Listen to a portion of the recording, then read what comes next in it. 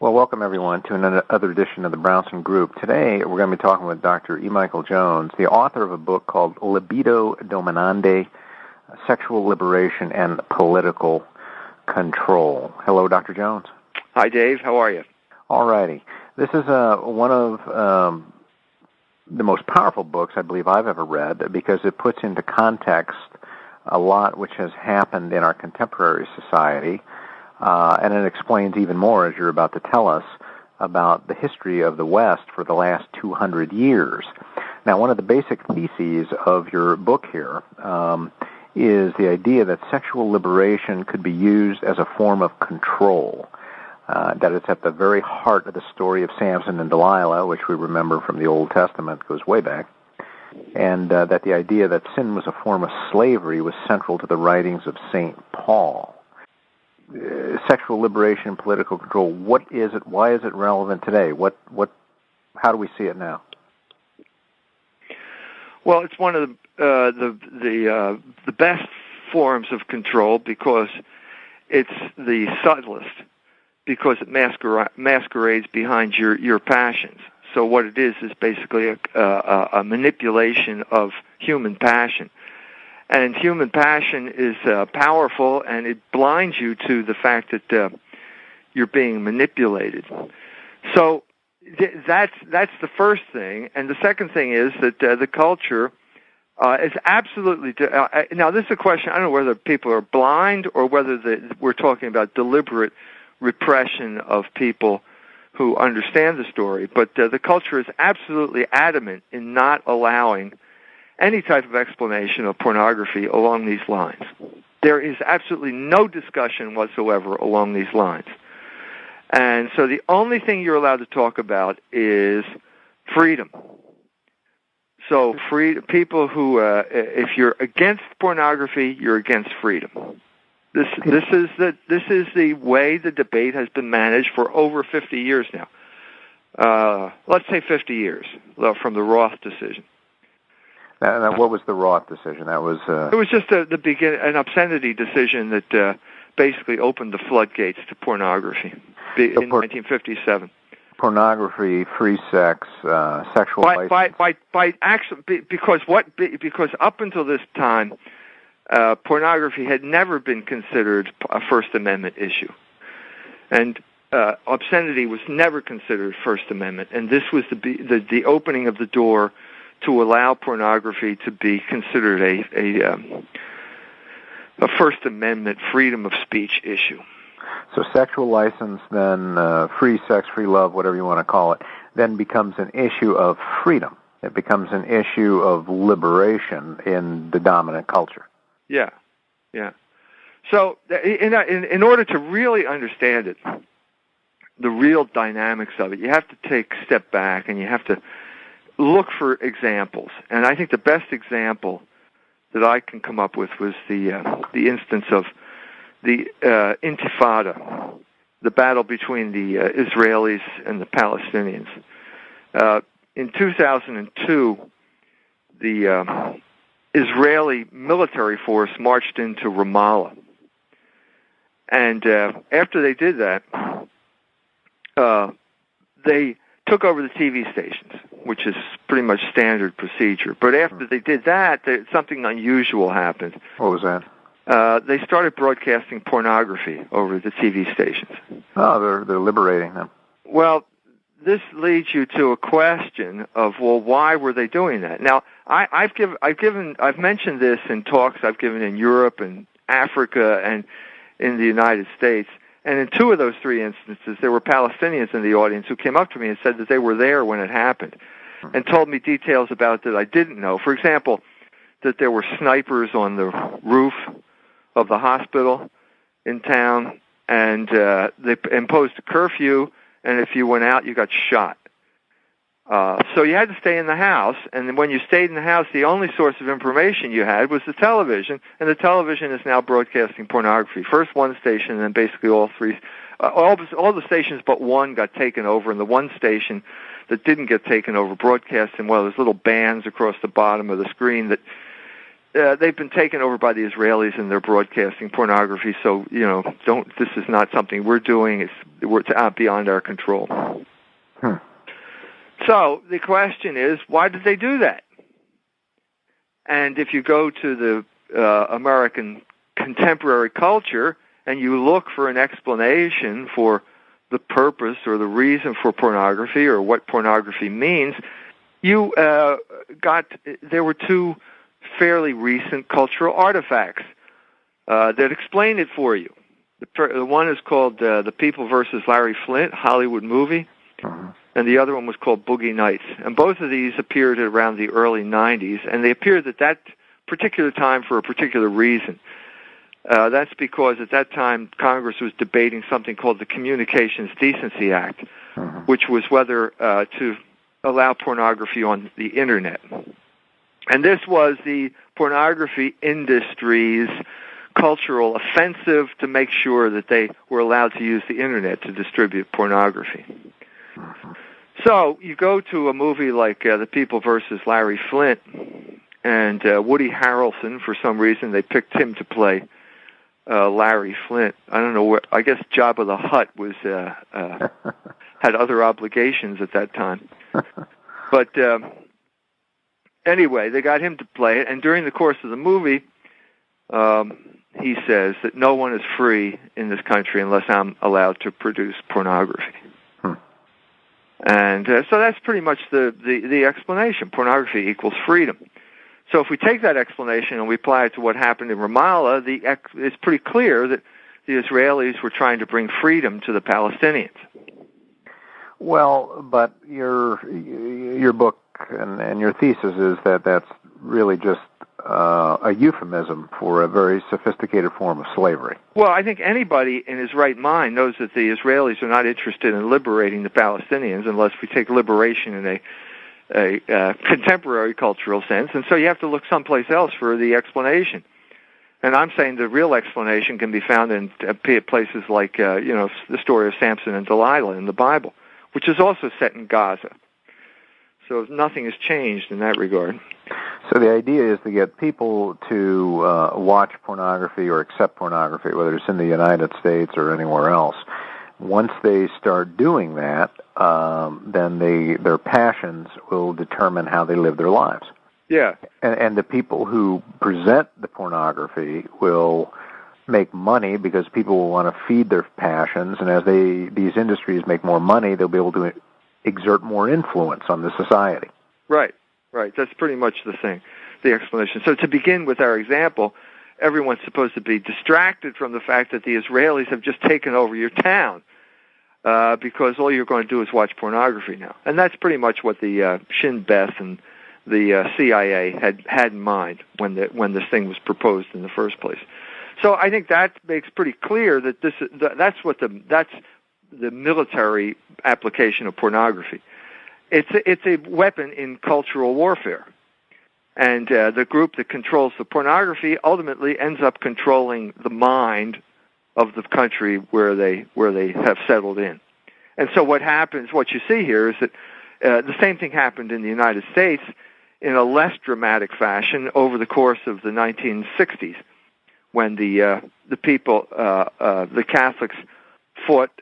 Catholics have been fighting Jews for 30 years at that point over obscenity. The battle over obscenity in the United States was a Catholic-Jewish battle. Usually Irish Catholic attorney generals fighting Jewish Hollywood pornographers or New York pornographers in the early years. People like Samuel Roth, who was the guy who was involved in the Roth decision in 1957. Mm-hmm. You mentioned something about culture, and culture is a very important aspect of human life, and it's also a very, I guess you could call it, like Clausewitz would call it, a center of gravity to certain people. It would be kind of one of their resources that holds them together, and if you can corrupt that or change that, then you can control them. Yeah. So the battle is over who controls the cultural settings in America. And the battle was basically between the Catholics and the Jews. Now, this battle wasn't necessarily fought by a political regime. It seems like what you're saying, that there were industry, in reading your book, there was industry that was involved, there was academe that was involved, and occasionally it would spill over into the legal or the political arena. Is that pretty accurate? Yeah, I think that what we're talking about is moral and pre-political. In other words, if you can control this aspect, then the politics sort of follows naturally from that. Because, first of all, you've established the parameters of control. You've established the idea that control is something that is acceptable. Mm-hmm. And it's acceptable because it's not perceived as control. No one perceives this as control. Everyone, I mean, there's the libertarian argument, like, well, if you don't like it, well, change the channel. This type of thing. That's not the issue. The issue is who gets to determine what's on the channel in the first place. And once you get that, once you control that, then the other stuff just sort of falls into place naturally. And that was the genius of the people who were involved in this thing. They knew that the moral, let's say, sexual settings preceded the cultural settings, and the cultural settings preceded the political settings. Hmm. And so if you control, it's like this narrowing, slice of pie. If you get to the center of the circle, it's a small piece. But it radiates out from there and covers a wide area by the time it reaches the circumference. And that's what we're talking about here. In your book, you talk about roughly 200 years of history, and you talk about a number of individuals and specific events in history where these default settings were being adjusted. Yeah, well, the main adjustment of default settings is known as a revolution. Mm-hmm. So the first revolution I deal with in the book is the French Revolution, because it was in many ways the biggest, it's not the only revolution, but it was the biggest revolution, the most significant revolution in the modern era. And what I'm saying here is that it's based on St. Augustine. He's the one who said that a man has as many masters as he has vices. He's the one who proposed the alternatives, and the alternatives are the city of God and the city of man. And the city of God is based on love and service to your fellow man. And if that's the case, then the city of man has to be based on the opposite. And the opposite of that, love and service, is libido dominandi. I got the phrase from Augustine's City of God. What does that phrase mean? I'm sorry. It means the desire to dominate other people, the dominating desire, the lust to dominate other people. And so once you turn away from the city of God, which is what France did when they killed the king, there's only one other place to go. And so what you have to do then is dedicate yourself, as a part of this new culture, to dominating other people. And so what you see after this, beginning with this period for the next 200 years, is the use of freedom, first of all, as the prime way to dominate people. And secondly, what the culture becomes involved in is more and more refined techniques of domination. Because, if you really want to succeed, you've got to be subtle, because no one likes to be dominated. At least not overtly. No, that's why the term freedom is so important here, because it becomes the justification for more and more sophisticated and elaborate forms of domination. What they're talking about a lot of times with freedom is a release or a removal of any sort of obligation to others or to God or to morality. Yeah, it's usually, the standard liberation is, I am going to liberate you from the bondage of morality. Well, morality is another word for reason. It's called practical reason. And so if you liberate a rational human being from reason, you're turning him into a slave or an animal. And that's what happened here. But lots of people, I don't know whether it's most people, but lots of people feel that the only thing freedom means is the ability to gratify their passions. Mm-hmm. And so these people know that, and so the regime then becomes the guarantor of your ability to gratify your passions. And so you gain the regime gains the allegiance of a certain group of people, and they become the commissars one way or the other, either by getting paid, as in the case of university professors, or just, normal people who chew you out for expressing bad ideas, which is to say, where you stand up for the moral law in one way or another. Now, it's important that your use of the word term does not necessarily mean political. It could mean the socioeconomic, intellectual, cultural. Yes, that's right. I think a lot of people think of regime, they think political, but as I read your book, I got the sense that it's beyond political. It's pre-political, as you said earlier. No, it's more cultural than it is political. Mm-hmm. And so, it's obvious that universities are part of the regime. It's obvious that the media is part of the regime. They tell the story the standard, the acceptable story. And the acceptable story in this regard is that, pornography means freedom. Everybody, you won't get anywhere if you don't express those views, because the regime won't let you get anywhere. You indicate that if you don't go along with those views, you either get patronized or you get ignored.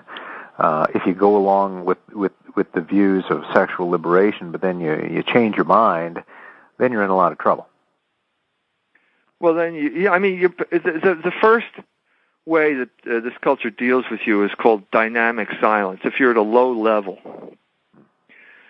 people will organize, the groups who are organized to enforce the code of the regime will make sure that no one knows about you, or they'll try to make sure that no one ever hears your name, or your name never gets mentioned in newspapers unless it's part of character assassination. And even that now has these are technological issues, so character assassination is pretty much switched over to the internet, where all this type of crap gets published on you, and then if push comes to shove, one of the local commissars can cite something on the internet saying something bad about you that will confirm everybody in their belief that you're a wicked person. But that's, in a sense, we're pretty far. We're far down the road.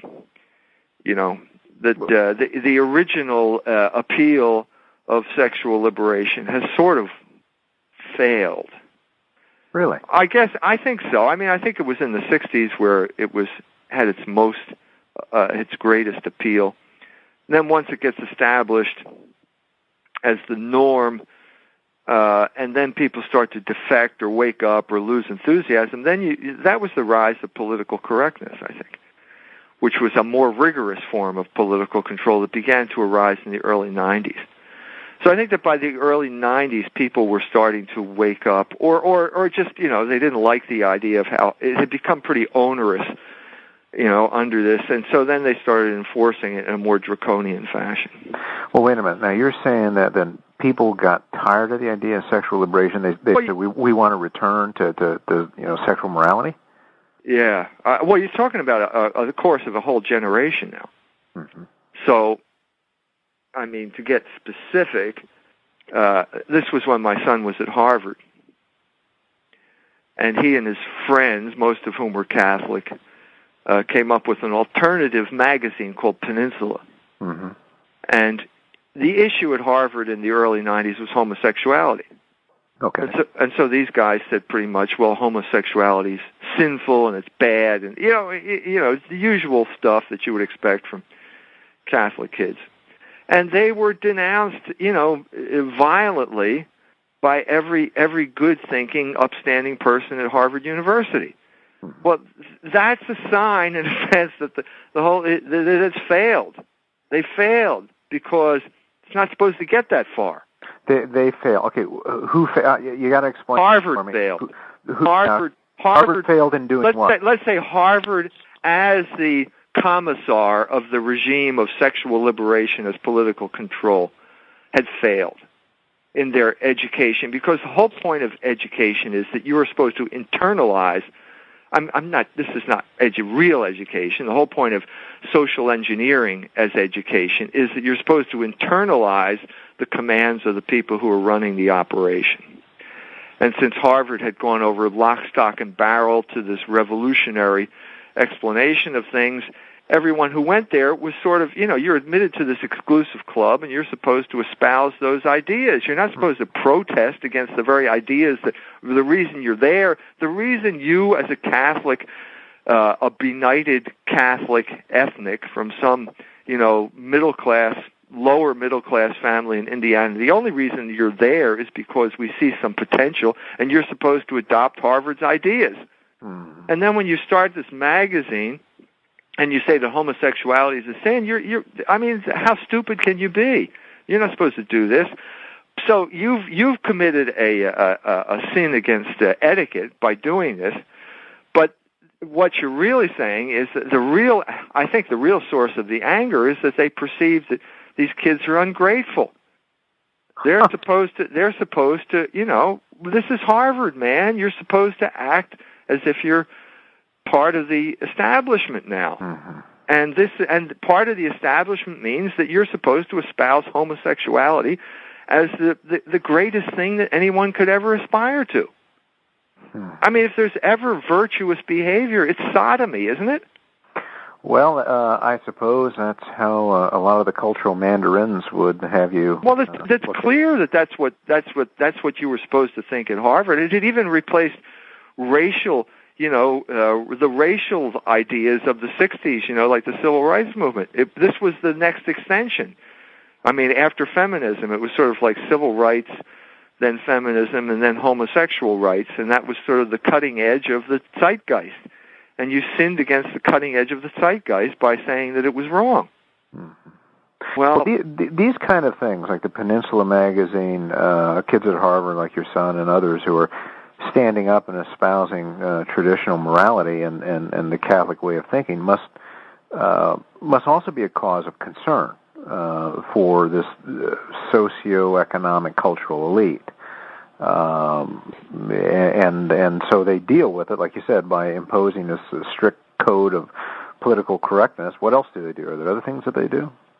Well, that's just the beginning. The rest of it is, you can't get a job in any form unless you're willing to espouse this type of liberation. Now that's a blanket statement, and it's wrong to a certain extent because there is a reaction does arise to these things. Nothing happens without a reaction, and the reaction was conservatism to some extent.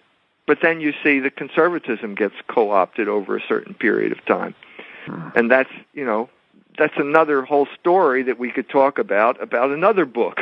Right. So I guess what I'm talking about here is, like, I get, in many ways the book Libido Dominandi is the book that I wrote during the Clinton years. Right. And I guess Clinton is Bill Clinton is the best expression of sexual liberation as political control. He was the epitome of this. He was the baby boomer who was a total slave of his passions, and therefore he was a total slave of the people who could manipulate his passions. And so there was a reaction to Bill Clinton, and that was known as George Bush, and that's a whole other story. You know what I mean? You could talk about that as a whole other story. But let's talk about. I think in many ways, Bill Clinton is the culmination of Libido Dominandi. I think even if I had written it 100 years from now, I probably would have ended with Bill Clinton because he so epitomized, the whole Monica Lewinsky thing sort of epitomized the whole thrust that began with the Marquis de Sade, with the French Revolution. Mm-hmm. He was the baby boomer. He's 2 years older than me, but he's basically that generation who got totally swept away by the sexual liberation of the 60s and sort of made a career out of it. Mm-hmm. You said earlier, and you indicate in your book that from the French Revolution until the time of Bill Clinton, that the techniques of domination have been ever more refined. Can you give us a summary of what you mean by that? Yeah, there are two aspects. One of them is technological. So if you begin with the Marquis de Sade, it's probably the first man who articulated the whole idea of sexual liberation as political control, or let's say the political implications of sexual liberation.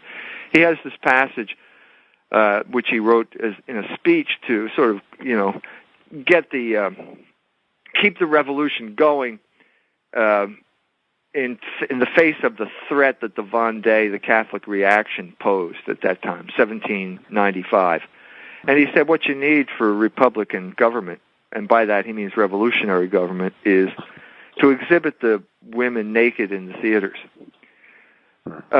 At this point in time, state-of-the-art pornography was basically etchings. And so you had etchings in the Marquis de Sade's sort of pornographic masterpiece, Justine, and that became a famous book. I think it was Byron and Shelley. It figured in their lives, and the creation of Frankenstein, which was in many ways the reaction to the French Revolution. Mm-hmm. But there was a technological limitation there. First of all, the etchings are not very realistic. Mm-hmm. And secondly, when it comes to actual, women in a theater, you got a technological problem. Either you got a real big theater, in which case the people in the back row, you can get a lot of people there, you can affect a lot of people, but the people in the back row probably can't see very well. Or you get a small theater in which everyone can see well, but that's not a whole lot of people. So what happened is that over this period of time, technology really became the driving force behind pornography. And so then you had photography, which was a big step forward in terms of realism, and then you had moving pictures. And so by the time of the 1930s, the next great philosopher of this use of pornography was Wilhelm Reich, who said that he could, corrupt women's morals if he could expose them to a mass situation, because then everyone felt that everyone else was doing it, and so they didn't feel so bad. So mass situations where things like Woodstock was a mass situation. It was a Dionysian festival, mm-hmm. which had a big impact on the baby boomer generation. It breaks down barriers when you see other people either talking about it or doing it, and it seems like now it's sanctioned. It's approved by whoever the powers to be are. Yeah, so it's okay. So you don't feel guilty about what doing something that is wrong. Mm-hmm. So the most recent example of this mass situation would be something like the vagina monologues, which we have dealt with in detail over the past few years. Yeah. The first performance here in South Bend was at St. Mary's College, in which they had a nun leading the girls, chanting words like cunt and so on and so forth. Mm-hmm. And I wrote an article on that, and that got that thing canceled. But the revolutionaries who have taken over Notre Dame and St. Mary's then staged it at Notre Dame instead, and then it became a battle. Every year they're going to have the vagina monologues. Every year some alumnus from Cleveland is upset and writes a letter to first Father Malloy. It was Father Malloy for the most part, right. Who then said, hey, it's academic freedom. Right. Academic freedom, which is basically shows you that this Catholic priest has internalized the commands of his oppressors, because no one before 1957 ever thought that obscenity had anything to do with speech or freedom of speech, or certainly not academic freedom, because that's even a higher level than, let's say, newspapers. But anyway, so he diddled around, and then finally they got a new president, and the new president capitulated totally and utterly to the revolutionary forces on campus. And you know that story better than I do.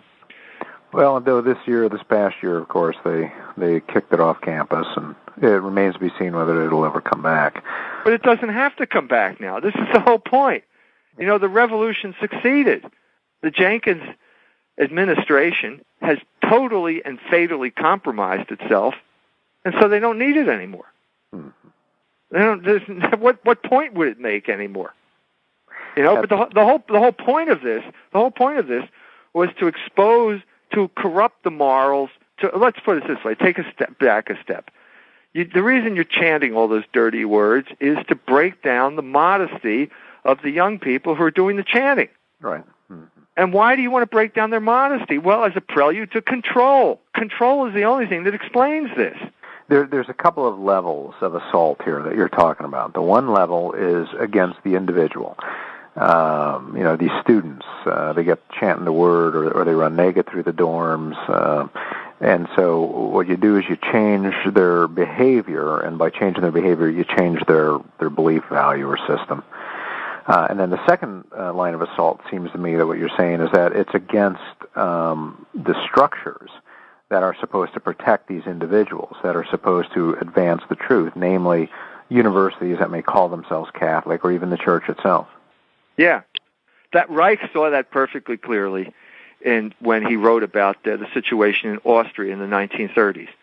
He saw that the sexual constitution was absolutely crucial to the political constitution. Really? And sure, it's in his book, The Psychology of Mass Fascism. Or the Mass Psychology of Fascism. Mass Psychology. Sorry, I got that title wrong. But anyway, what you're doing here is everybody knows that everybody has passions, and young people have passions that are more unruly than other people, older people. Less practice in keeping them under control. And so if you get them to act out on these things, you will have created a fifth column within your institution, if it's a Catholic institution, and these people will be the lumpen proletariat. They will be the foot soldiers of the revolution. So what I give a talk on this, explaining what I'm trying to explain now and the way it functions at Notre Dame, and you got all these young ladies who are in the gender studies program who come and listen to my talk, and you can't make a dent. They have been so brainwashed by the gender studies ideology that I can't. Let's put it this way: I cannot make a dent within 45 minutes that I have to give this talk. They have become dedicated soldiers of sexual revolution, which means they are a fifth column that can be turned on and off like a spigot or a light switch by the revolutionaries to be used against people like the Holy Cross priests who lose, or if they haven't lost it completely, are losing control of their institution. All right. I mean, Jenkins' administration was over before the semester was over, the first semester there, because he gave the speech on academic freedom in which he said, yes, the vagina monologues fall within the purview of academic freedom. In other words, chanting dirty words and talking about what your cunt smells like. That's all academic freedom. But I would never allow, he said, the performance of the Oberon-Regal Passion play. Well, I mean, what else do you have to say? It's over. I mean, if that's what your idea of academic freedom is, you should seek employment elsewhere. Now, you make in your book, you spend some time writing about recent events. By that I mean the last 60, 70 years, things that have happened in this country. You spend some time talking about the Rockefellers and about the Reverend Hesburgh at Notre Dame and the assault on Catholic teaching on sexuality and contraception. You also spend some time in the book talking about psychology. What is psychology is a science, right? I mean, Freud was a scientist and all that. Well, what you see here is that the Libido Dominandi is in many ways a history of modern psychology. But what you learn after a while is that modern psychology is not psychology. It's really one form or the other of psychological engineering. In other words, it's techniques that you can use to manipulate people, to get what you want out of them. In other words, it's classic Libido Dominandi. And so, let's say, begin with Freud. Freud practiced... Freud, in a sense, had some grounding in traditional psychology. In other words, he understood the topography of the soul, which was reason, will, and passion in that hierarchical order. He just changed the words to superego, ego, and id. Okay, but he was grounded in it. But what he did was he used it as a form of control on a one-to-one basis. Right. That's what psychoanalysis was. And so what I cover in the book is basically Freud trying to get money from rich Americans. I think that was the big battle at the beginning of psychiatry. It was basically Freud and Jung doing battle over who would get the rich Americans. And so in this regard, Jung, who was the goyish prince in what was basically Jewish science, won. He got Edith Rockefeller McCormick and Madel McCormick, her brother-in-law, to come over to Jung, and Madel had problems with guilt, and so Jung said, "That's okay, just come and talk to me." And Edith gave him $6 million. Now, $6 million in 1910 or 11. A lot of money. That's a lot of money. Yeah. That's a lot of money. That's real money back then. And so he built a building, and basically Freud was furious at Jung, and this was the big break in psychoanalytic circles. But Freud was no different.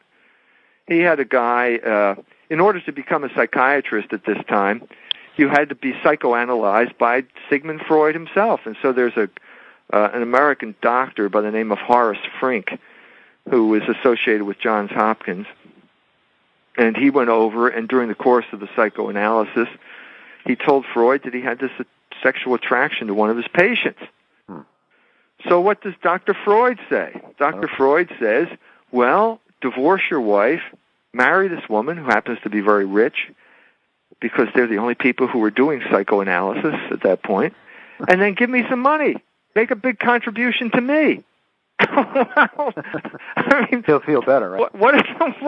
Does it take a genius to figure out what's going on here? I mean, Freud at one point said to Fliess, the other nutcase that he was dealing, Fliess believed that all your psychological problems were associated with your nose. Okay? So anyway, he lived in Berlin, and Freud lived in Vienna, and Fliess invited him to Berlin, and Freud wrote back and said, I'd love to come, but I'm afraid my patients will get well in my absence. Now, this is the type of person that Freud was. He liked to control people. Yeah. So, all right, that's one branch of psychology. Then there's the American version, which is John Watson, which is behaviorism, in which the control is so overt here, I don't know why we have to talk about it.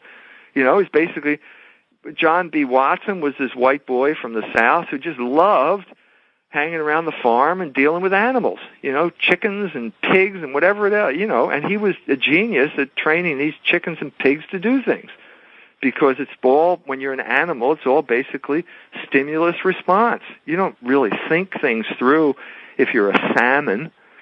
You know what I mean? Right. You don't think, geez, I love that salmon over there, and I think I'd like to have sex with her. That's not the way it works. You have chemical reactions that go off, and you start swimming up the St. Joe River, and you lay the eggs and fertilize the eggs, and then you die. That's it. There's no free will involved in any of this type of stuff. And so Watson felt, well, if it works for animals, it works for human beings. They're animals, right? Aren't they? Well, Watson was the darling of the Rockefellers. And if he hadn't run off with that 19-year-old girl who was his student, he probably would have continued to get Rockefeller money, but he got fired from Johns Hopkins. And so they needed another control guy, and they found him in Kinsey. Oh, yeah, Kinsey from Indiana University. Yeah, none other. And he wrote, and the Rockefellers, World War II breaks out, and it's just about to ruin Kinsey's ability to do what he was doing, his sex surveys. And he needed this guy, this assistant from South Bend, Indiana. So the head of the Rockefeller medical wing wrote a letter to the draft board saying, we need this guy because Kinsey is doing things that are absolutely essential to learning how to control civilian and military populations. So they said it right there in the draft board letter. It was control. Yeah. And then the final thing is the third way, which is, Maslow, Rogers, and those people. That's psychology. And it turns out, well, that's a form of psychological warfare, too. And the proof of that was basically the whole story of Carl Rogers and the Immaculate Heart nuns in Los Angeles, where he just came in and destroyed the nuns using sensitivity training.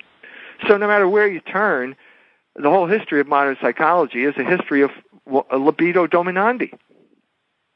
It's the history of being controlled by someone who's able to manipulate your passions.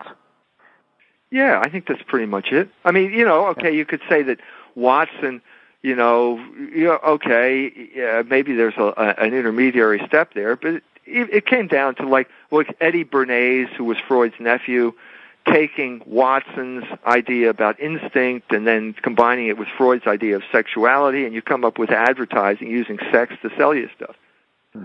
So one way or the other, what you need, what they realized, the controllers realized, is that you needed a sexually permissive culture. And so the big enemy in this regard was the Catholic Church, because by let's say by the time of the Legion of Decency, let's say the late 20s, early 30s, the WASP ruling class had given up. They had all gone over to the dark side. I mean, as a group, they had gone over to the dark side. They were engaged in sexual license, contraception, all that. That's what you mean, right? Yeah, they had the Anglican Church finally capitulated to sexual revolution in 1929 when the Lambeth Conference approved contraceptives. Mm-hmm. And after that, contraception became a virtue. If you had a lot of children, you were sort of wicked. And once contraception became a virtue, it was only a matter of time before sodomy became a virtue. And that happened, around the time my son was at Harvard in the 1990s, early 1990s. So the societal powers, the culture shapers, if you will, Freud, others in the media, these people are themselves given over to passions. That's part of your thesis, right? Sure. They're all like Bill Clinton. Mm-hmm. In one way or another. So, Freud, everybody knows now that the Oedipus complex is guess what? It's the sort of hidden protocol of his affair with his sister-in-law. It's even in Spiegel, the German magazine. Everybody knows now that when he went to that resort in the Alto Adige, mm-hmm. He consummated that relationship. And so basically what you have in Freud's writings are the longest sort of unacknowledged autobiography in psychological history. So he's trying to justify what he did. Yeah. The wrong he did. Yeah, he said, the Oedipus complex says every man desires to have sex with his mother or sister. I mean, to be honest with you, when I first heard that, it wasn't immediately apparent to me. I mean, it's not like, the two right angles is equal to 180 degrees or something like that. It just was not immediately apparent to me. And the more I thought about it, the more I thought, well, there must be some type of statement he's making here. And it turns out the statement he was making was about himself and his infatuation with his sister-in-law. And that became a kind of numinous thing with him by the time he wrote Moses and Monotheism, because he started thinking of himself as a god. And, the Pharaoh was a god, and the Pharaoh had, married his sister because no one else was worthy of this type of thing. And so incest becomes this thing. And basically, he got the idea for incest from, the Illuminati manuscripts, Byron and Shelley, and that goes back to the French Revolution again. Well, Freud was an evil man, keeping an evil tradition alive. But then it got expanded with the assault in society, really against decency in the form of the Catholic Church, and that you talk about. Well, that rose in the 40s, 50s, 60s. This guy Paul Blanchard had a lot to do with it too. You write in your book. Yeah, he wrote American Freedom. What was it called? American Freedom and Catholic Power. Right. Book in 1949, which was a compilation of articles that appeared in The Nation during 1947. Mm-hmm. That was the Paul Blanchard, as he said in his autobiography, became a total devotee of sexual liberation sometime during the 1920s. He was a minister who became a demagogue, a cultural demagogue. Most of the ministers became psychologists. So Protestantism became psychology at some time around that time during the 1920s, 30s. Which is a form of control, becomes a form of control. Well, they didn't know that, but I think it was. That's exactly what it was. I mean, John B. Watson studied to become a minister, and then he became a psychologist under the influence of John Dewey, who had just left University of Chicago and gone to Columbia. So it was a kind of like a paradigm shift, where the Protestants decided that they didn't believe in this stuff anymore and switched and created a different religion, and their different religion was known as psychology. And that became the dominant paradigm for this whole middle of the 20th century. So, of course, they're not going to be able to defend morals because they don't believe in morals. Now, by Protestants, I'm talking about, the WASP ruling class and the schools that they established. The South was a whole different situation. The South was a conquered nation, and let's say in 1915, every summer they would put the guys who fought in the Civil War would put on their gray uniforms and march down the street. Right. So they had the consciousness of a conquered nation. So they were really not part of this completely, even though John B. Watson was. But he became a Yankee when he went to the University of Chicago. Mm-hmm. Well, the attack on the church took a lot of different forms, and you talk about that, but probably one of the most pernicious forms we alluded to earlier was to try to get a fifth column established. Yeah. Try to buy out some key leaders. Yeah. Charismatic leaders. Yeah. Yeah. And Theodore Hesburgh was the man, the paradigm of this sellout. As I said that the battle over obscenity was a Catholic-Jewish battle, but right. The battle over birth control was a Catholic-Protestant battle. Mm-hmm. That was the WASP ruling class, epitomized by the Rockefeller family. And the scion in this regard of the Rockefeller family was John D. Rockefeller III, who founded the Population Institute in 1950, but he got involved in this in the 1930s. And he got involved in it basically because the Catholics beat the Protestants on birth control. And by beat, I mean that the government was going to get involved in birth control in the 1930s, and the Catholics, people like Monsignor Ryan and the Catholic bishops, beat them. And the government did not get involved. So this was like the high point of Catholic cultural influence, the 1930s, when basically the Legion of Decency got started, and Monsignor Ryan defeated Margaret Sanger in battle in the American Congress. Mm-hmm. But what was the secret to Catholic success back then, as far as you're able to tell? And perhaps that's also the secret for the Catholic disintegration beginning in the 60s. Yeah, poverty and solidarity. And the combination of those things was the ethnic neighborhood. And the culmination was that ethnic neighborhood with the parish in the middle.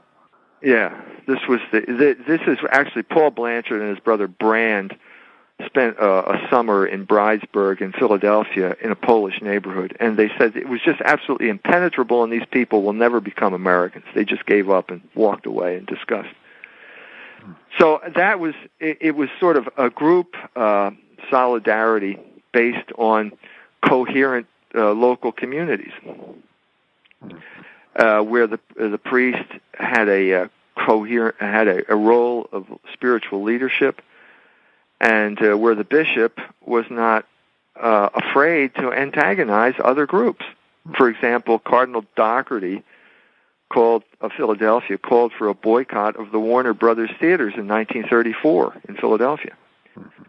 And everybody knew this was a battle between Catholics and Jews. Everybody knew that.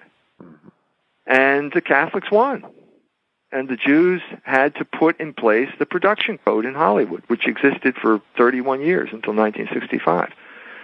So what happened during the early 60s, coincident with the Second Vatican Council, the Jews and the WASPs started looking for people to collaborate with. Collaborators was the word that was used for the people in France who worked with the Nazis. And I think it's an apt term here. And Hesburgh was a collaborator.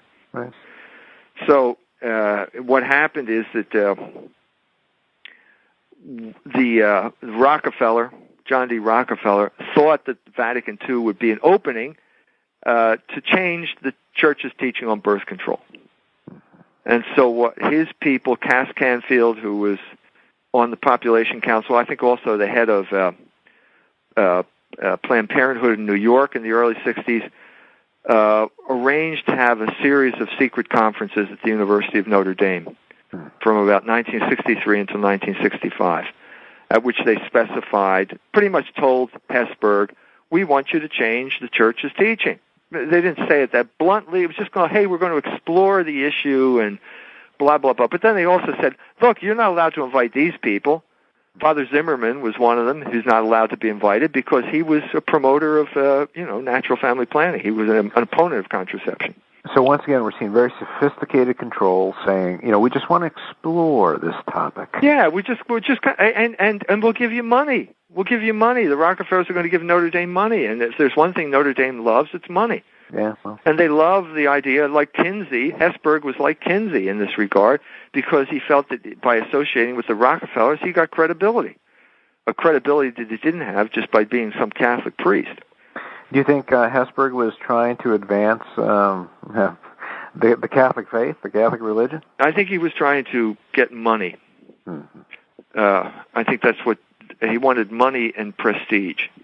That's what he wanted.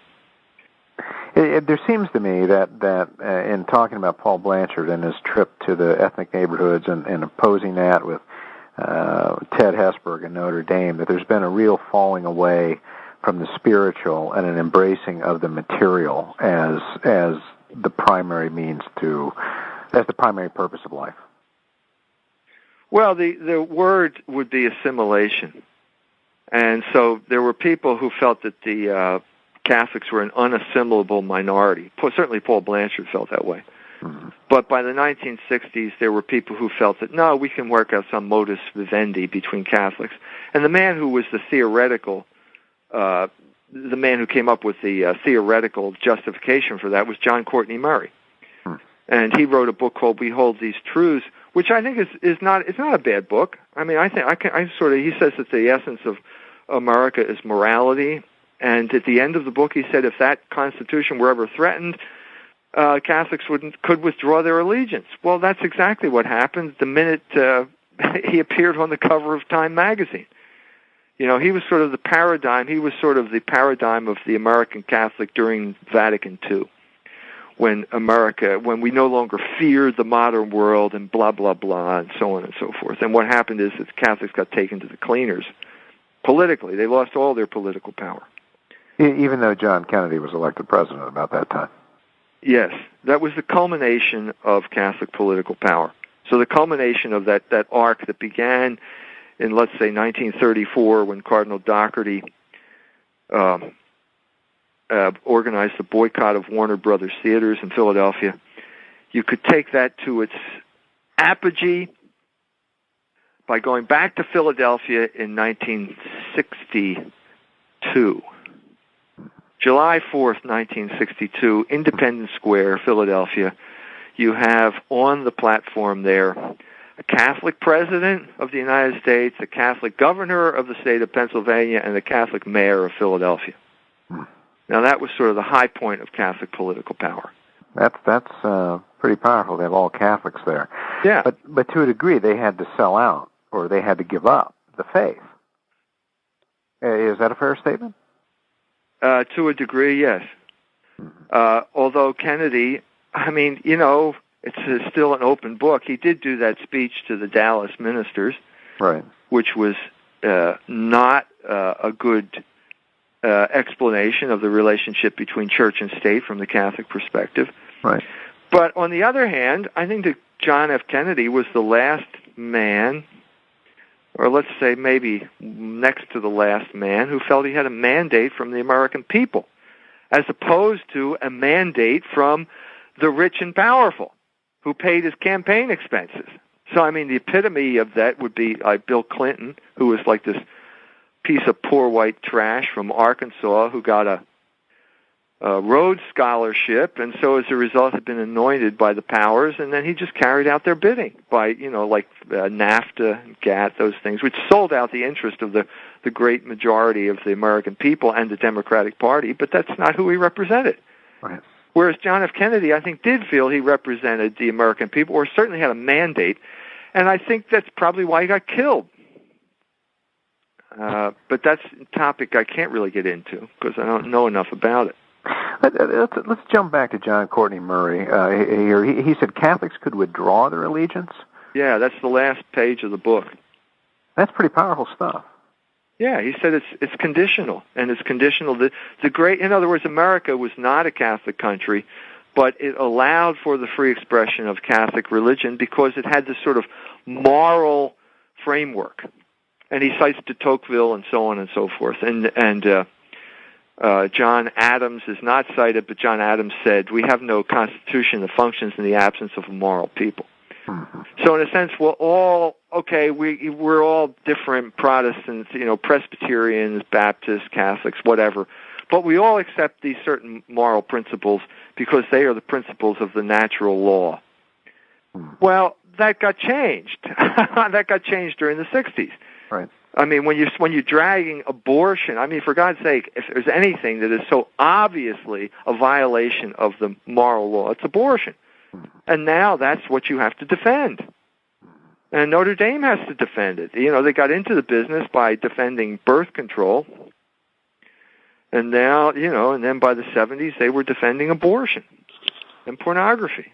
So, and now they defend homosexuality. And now they defend, there's nothing they don't defend that is part of what the regime wants defended. And that's all the length and shadow of one man, and that's namely Father Hesburgh. He's the one who changed the settings at Notre Dame. Well, his 90th birthday party was just held. I don't know if you had been invited to that. I wasn't invited. I thought you would be invited and could tell me. I did. You're an alumnus, aren't you? I am. I got something in the mail. I considered contributing, but that's the extent of it. Yeah. But we're getting down to the end of our time. This is just a wonderful book. It explains a lot. It's very sweeping in its scope. It shows, I think, to a lot of us, the foundation for a lot of misery that people are suffering today. As we get to and that foundation, I think, is that it's not. The sexual liberation was not bottom up; it was top down directed. All revolutions are top down directed.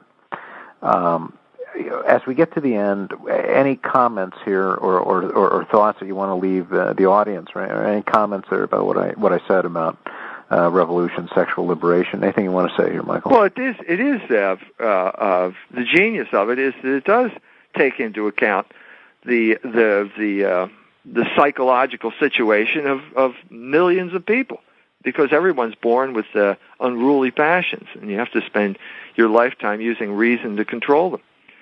And so it does appeal to the fallen man and in all of us, and so that's part of its genius. The trouble is that it's always a situation that gets out of control. And so the sequel that I wrote to Libido Dominandi was Monsters from the Id, which is about horror movies, and which is about how this experiment never works. This kind of like the standard horror movie story is the experiment that got out of control. And that's the story of our culture. It's out of control. Yeah, it's got out of control, and I guess one of the best examples would be the whole trajectory of the civil rights movement ending up with this destruction of the black family. How that happened, which I go into detail in the Libido Dominandi as well. But horror is the expression of that. In other words, horror is the expression that it didn't work out. And so what happened, like in 1979, everybody thought, Alien is this great movie. Well, why? It's because now oral sex is dangerous, and everybody knows it's dangerous. That's the whole message of Alien. Really? Yeah, and they loved the movie because it really told the truth in a way that all this other sexual liberation propaganda was not telling the truth. And that's why horror became such a force in the popular culture for the next, I'd say, 20 years. Let's say from Alien or Halloween all the way up to Wes Craven's Scream movies, which were basically parodies of the slasher genre. You're saying that these motion pictures touched something that people were feeling as a result of this culture that had gone off the tracks. Yeah. Yeah, they knew that it was bad stuff. They knew they had been hurt by it, but they couldn't say it because if you say that you're hurt by the sexual revolution, you don't get into Harvard, or they say bad things about you. So, that was the bind. That's why horror is so important, because it articulates something that you can't say openly. It's like a release valve. Yeah, it is. That's what the monster allows you to say what you really want to say. So it's cathartic in that regard.